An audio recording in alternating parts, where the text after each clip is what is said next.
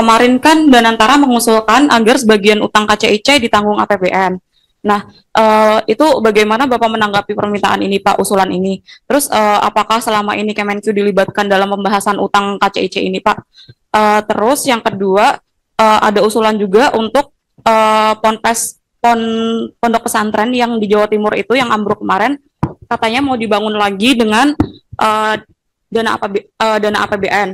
Nah, itu apakah Kemenq akan menyetujui usulan ini atau gimana, Pak?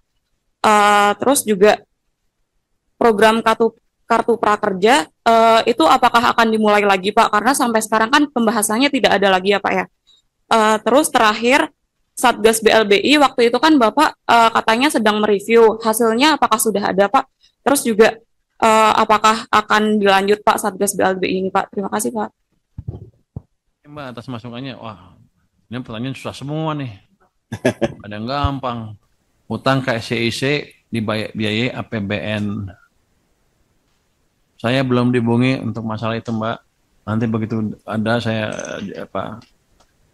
di jumpa pers yang mingguan deh saya kasih tahu update-nya seperti apa. Yang jelas sekarang saya belum dihubungin tentang masalah itu. Tapi kalau ini kan KCIC di bawah Danantara kan ya. Kalau di bawah Danantara kan mereka udah punya manajemen sendiri, udah punya dividen sendiri yang rata-rata setahun bisa 80 triliun atau lebih. Harusnya mereka manage dari situ, jangan ke kita lagi.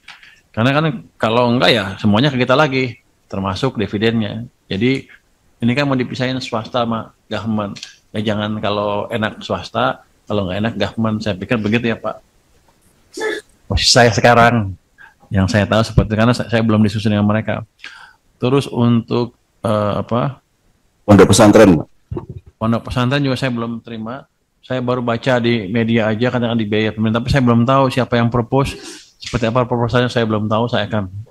Kita akan tunggu seperti apa proposalnya. Prakerja juga belum ada.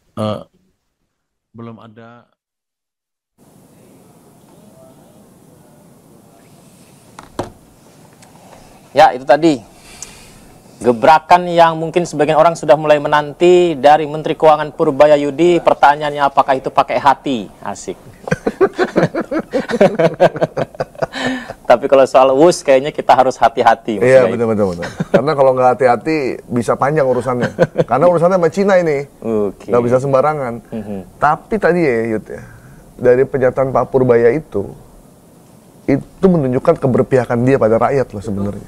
Menunjukkan keberpihakan dengan rakyat. Iya, karena sejak awal pembangunan kereta cepat ini tidak melibatkan rakyat dalam putusannya. Kenapa tidak melibatkan rakyat? Karena awalnya kereta cepat Jakarta-Bandung ini dibikin B2B.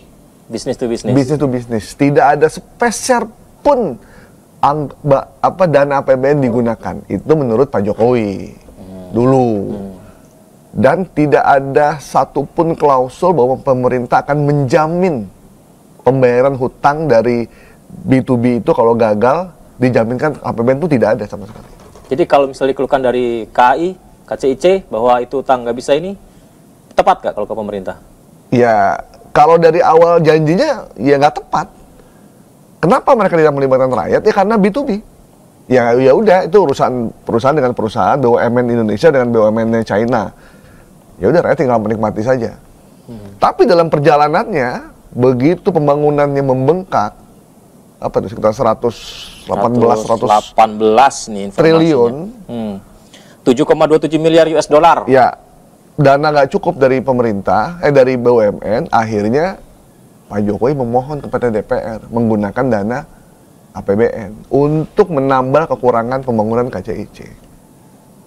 Ditambahin disetujui sama DPR. Jadi DPR ikut berdosa juga ini. Jadi jangan Pak Jokowi sendirian, BUMN juga ikut berdosa. Karena tidak sesuai dengan kesepakatan. Itu yang harus dipahami oleh masyarakat. Yang kedua, pelanggaran yang kedua, pemerintah akhirnya memberi jaminan kepada pemerintah Cina bahwa seluruh utang dari BUMN tersebut akan ditanggung APBN. Pulangnya kita udah males saya. Saya bingung jadi ngomong sendiri ntar pulang. Jangan dulu. Jadi udah ada jaminan itu dari Udah ada pemerintah jaminan yang itu. bikin yakin dari Cina untuk membangun kereta cepat itu. Itu dua hal yang dilanggar di aturan pertama, di kesepakatan awal. Bahwa tidak ada dana APBN yang digunakan, dan dua, tidak ada jaminan pengembalian hutang dari negara. Ternyata dua itu dilanggar. Tapi kalau bicara soal kebutuhan, Jakarta, Bandung, emangkah butuh kereta cepat untuk Enggak. transportasi? Nggak butuh kereta cepat. Atau teknologinya lah, kita kan dibilang ketinggalan dari Malaysia. Sebenarnya Singapura, kan dan waktu kereta itu cepat. Menteri Perhubungan waktu itu siapa? Jonan. Itu Ignatius menolak Jonan. kereta cepat itu. Dia tidak mau tanda tangan. Sampai akhirnya dicopot. Alasan karena biayanya yang Karena satu, biayanya terlampau besar. Dua, Indonesia nggak butuh kereta cepat Jakarta-Bandung. Kenapa? Kita bisa naik kereta Parayangan. Kita bisa naik Jakarta-Bandung tuh mobil apa? Mobil travel. Dan jaraknya juga nggak jauh kan. Terus kita udah punya tol yang tol Jakarta Cikampek, kemudian Cipularang, semua bisa kita tempuh dalam waktu 2 jam. Nggak begitu perlu sebenarnya, makanya Jonan menolak pada saat itu. Kalau klaimnya untuk pembangunan, kemajuan supaya nggak ketinggalan sama negara lain yang sudah punya kereta cepat duluan. Misalnya nanti bisa diperpanjang dari Bandung misalnya nanti ke Pulau Jawa lainnya kah? Itu bisa nggak sih mungkin membangun ekonomi Kalau dari Bandung ke IKN mungkin ya. lewat laut? Tadi kan harapannya, Yud, dalam perjalanan dari Jakarta, Halim itu menuju ke Bandung, itu kan ada stasiun perberhentian kan. Maka di stasiun itu akan ada aktivitas ekonomi, akan ada perumahan, cuman itu nggak tercapai. Toh nyampe juga nggak nyampe Bandung kan dia. Dari Bandung mesti naik shelter lagi. Jadi biayanya makin besar. Akhirnya yang pakai kereta cepat adalah mereka yang memang lagi butuh buru-buru mau ke Jakarta atau mau ke Bandung. Setelah itu ya udah keluarga mendingan naik mobil lah. Iya. Bandung. Gitu. Nah, jadi sebenarnya banyak tulisan-tulisan dari banyak pakar bahwa kereta cepat itu adalah bom waktu yang akan meledak pada waktunya di pemerintahan setelah Pak Jokowi, dan ini terbukti sekarang. Pengen tahu sebenarnya dia masih ngerugi nggak ya? Ternyata 2025 semester 1 sampai sekarang kerugiannya tercatat 1,65 triliun rupiah. Berarti kalau ini terus berjalan dengan kondisi yang Mas Gaib bilang orang pakai kereta cepat karena buru-buru aja, nggak semua elemen masyarakat, ini bisa nambah terus. Bisa nambah terus, dan nggak ketutup kan utangnya 116T itu, nggak bakal ketutup. Nah, ini yang namanya bom waktu. Akhirnya ketika ada usulan pakai APBN, Pak Purbaya akan menghadapi gelombang protes dari masyarakat. Masyarakat pasti tidak setuju kalau uang dari pajak mereka dipakai hanya untuk membiayai satu proyek yang tidak jelas dasar maksud dan tujuannya.